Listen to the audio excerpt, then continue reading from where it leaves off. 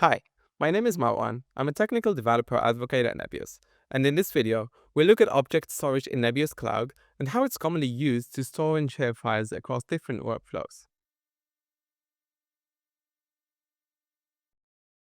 I'm starting on the home dashboard. From the navigation on the left, I go to storage. Here, I can see different storage options available in the platform. In this lesson, we'll focus specifically on object storage.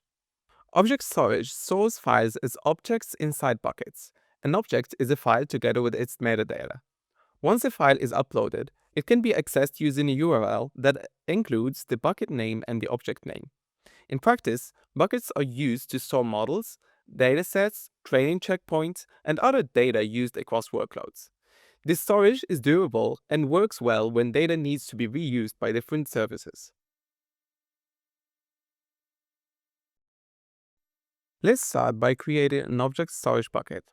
I go to Object Storage, click Create a Bucket, and give it a name and keep the default settings, because for most workflows, the defaults are enough.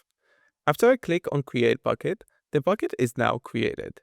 At this point, it's empty, of course, but this is where all the files will appear once they are uploaded. Now, I will click on Upload Object and upload the configuration file.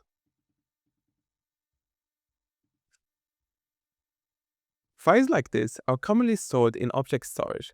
They might describe how a training job runs, how a service is configured, or how a workload should behave. Once the upload finishes, the file shows up in the list, and from here, you can also download it back to your machine, just to confirm that everything works as expected. At this point, the file is stored in object storage and can be accessed by other services when needed.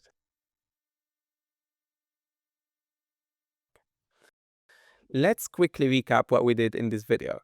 You saw how object storage works in Nebius Cloud, how buckets are created, and how files like configuration files are uploaded and accessed. Object storage is a simple and flexible way to store data that can be reused across many different workflows. In the next videos, we will build on this and look at how object storage is used by running workloads. Thank you for watching.